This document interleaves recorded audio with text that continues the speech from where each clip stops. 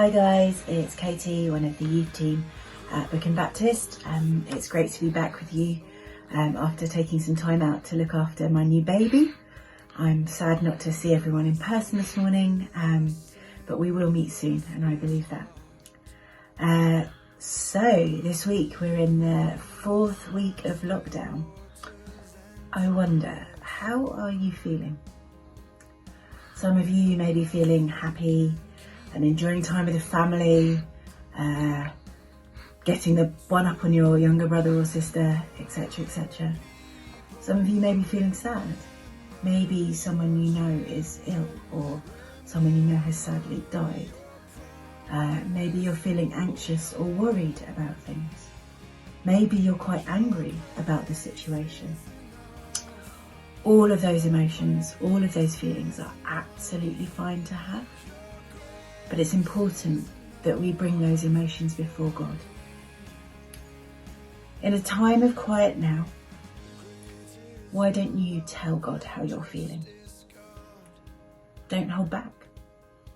Let him know what's going on for you, because he wants to know.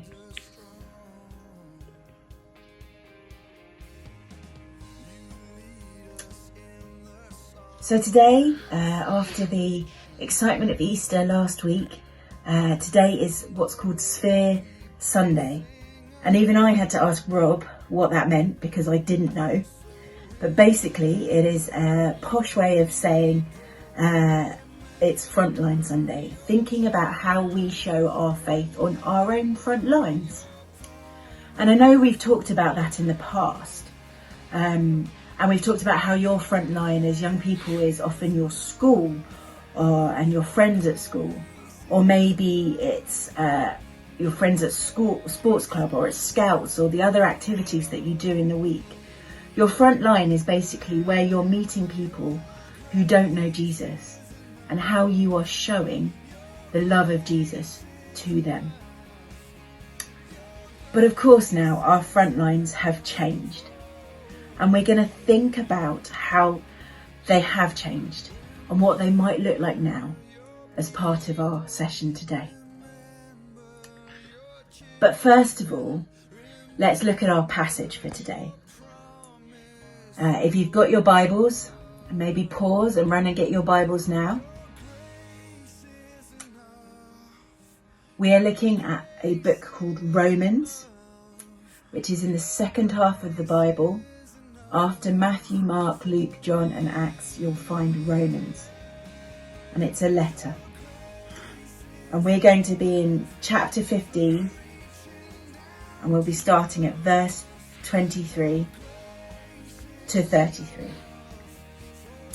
Maybe just pause your video now and you can read that to yourself.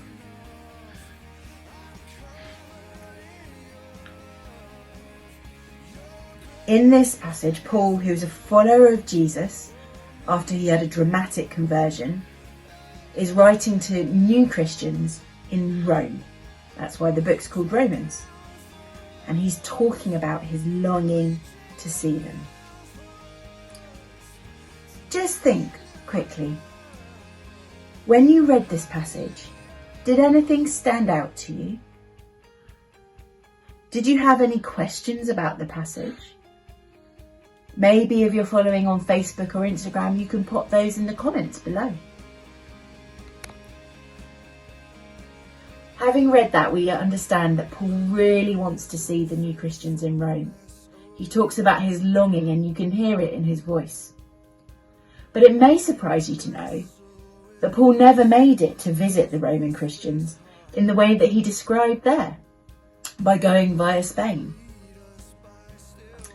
He did eventually travel to Rome, but that was as a prisoner, where he wrote lots more letters to the churches all over the world, before eventually he was executed for being a follower of Jesus. A lot of things, as you can read in the rest of the book of Acts, got in the way of Paul going to Rome in the way he wanted. A bit like for you now, many things you've planned have been put on hold or obstructed due to COVID-19. So just like us, Paul's plans and his frontline changed dramatically in ways he could not have foreseen. But Paul adapts. He changes what he has to do. We learn about what he does differently. In his letter to the Colossians, another letter after the letter to the Romans, Paul tells them that he has not stopped praying for them. And maybe that's the simplest way to keep your faith on the front line at the moment. To keep praying for your friends. It's what Christians have done for centuries after all. There's a story of a famous American evangelist called D.L. Moody. He lived in the 1800s, so a long time ago. But the story goes that he had a list of 100 people that he prayed for every day. By the time he died, 98 of those 100 had become Christians and knew Jesus. And at his funeral, the final last 2 did. Maybe 100 people is a bit ambitious for all of us to be praying for every day. But you could be like my friend Matt. He prayed for his 6 best school friends every day. By the time he had finished school, but by the time he had finished his A-level, 2 of them had become Christians. A further 1 of them became a Christian at uni.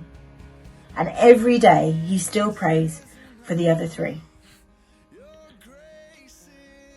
So that is your challenge for this week. Maybe to think of a list of the closest, say 6 people that you want to love Jesus like you love Jesus. And maybe every day during this week and beyond, find a slot.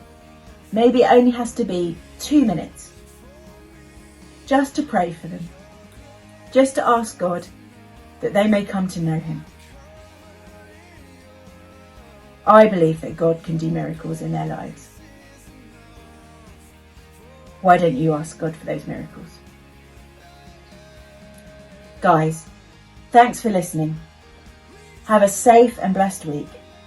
Stay safe, save lives, and save some eternal lives by praying for your friends.